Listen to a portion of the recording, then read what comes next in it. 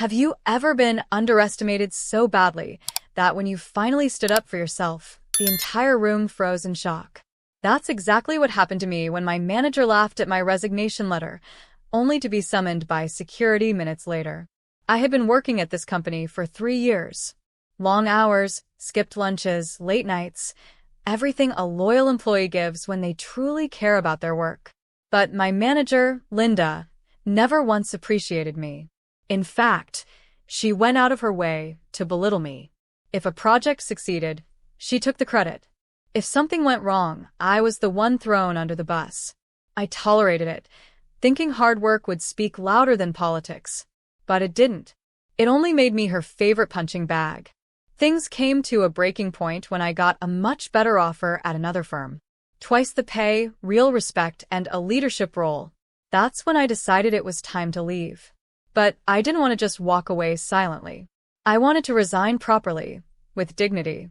So, I printed my resignation letter, sealed it in an envelope, and walked into Linda's office with my head high. She didn't even glance at the letter.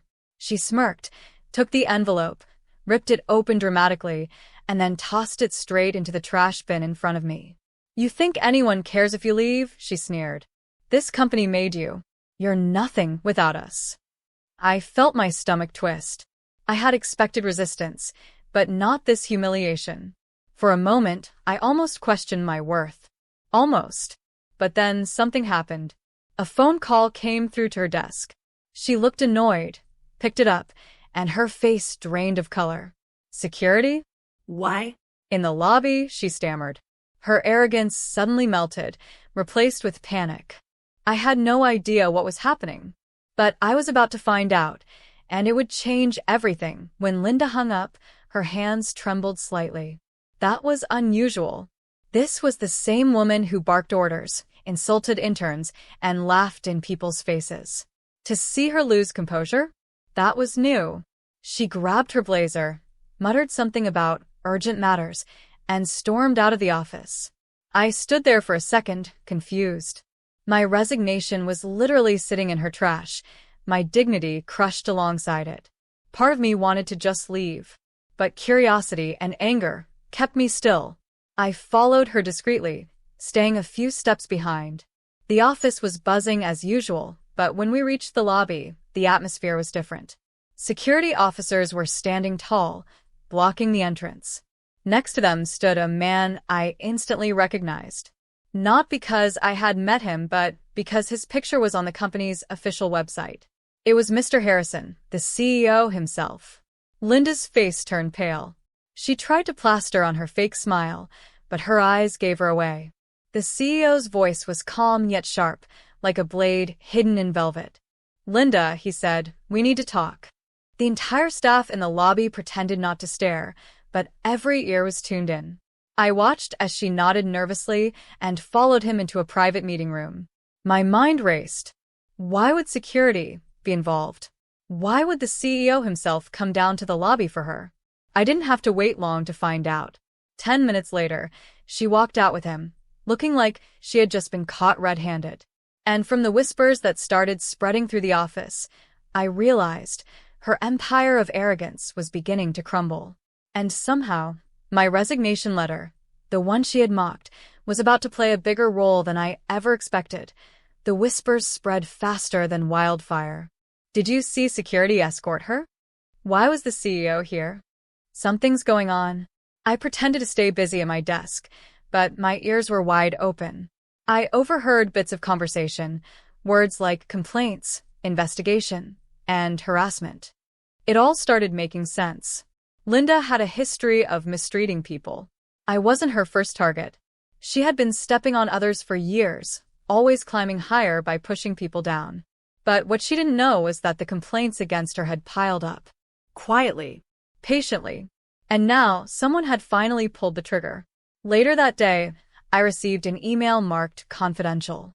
It was from HR, asking me to meet them in the conference room. My heart skipped a beat. Did they know about my resignation? Did Linda complain about me before leaving? When I entered the room, HR wasn't alone. The CEO was there too. I froze for a second, but then Mr. Harrison gave me a reassuring nod. "Sit down," he said. They slid a file across the table. It contained documented cases of Linda's misconduct, bullying, favoritism, even sabotaging other employees' work. And then, my name appeared on the list. My projects, my long nights, even the stolen credits. "Did all of this happen to you as well?" the CEO asked. For the first time in a long while, I felt seen. My voice didn't tremble. "Yes," I said. "Every word of it." The CEO leaned back, folded his hands, and said the words I never thought I'd hear. "Thank you. You might have just helped us close this chapter for good." Walking out of that room, I felt a strange mix of emotions. Relief, pride, and most of all, vindication. But I also knew Linda wasn't the type to go down quietly. Sure enough, within hours, she stormed back into the office, her heels clicking like gunshots on the floor. Everyone went silent. She walked straight to me. Her eyes were burning with fury. "You think you've won?" she hissed under her breath. "You're nothing but a pawn. You'll regret this."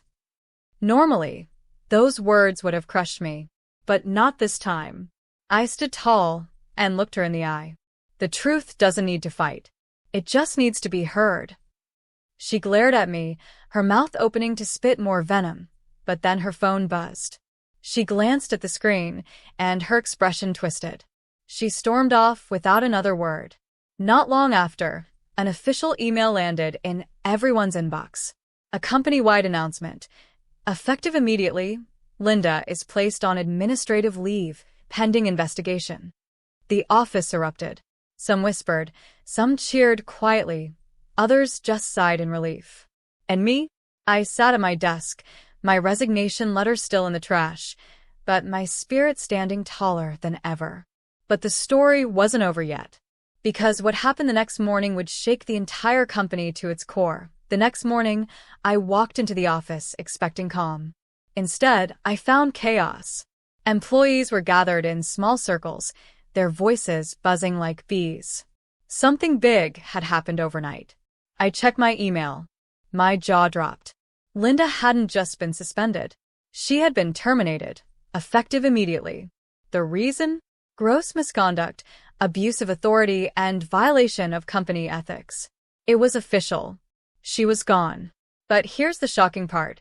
The CEO had attached an open letter addressed to all employees. In it, he acknowledged the culture of silence that had allowed Linda to thrive for so long. He admitted the company had failed to protect its employees from her toxic behavior. And then he encouraged every single one of us to speak up, promising that our voices would be heard moving forward. Reading those words, I felt tears prick my eyes. Not because of Linda's downfall, but because, finally, the company was choosing integrity over politics. And that's when I noticed something else. Attached at the bottom of the letter was a list of employees the CEO personally wanted to meet. My name was there. Why? I had no idea. But I was about to find out.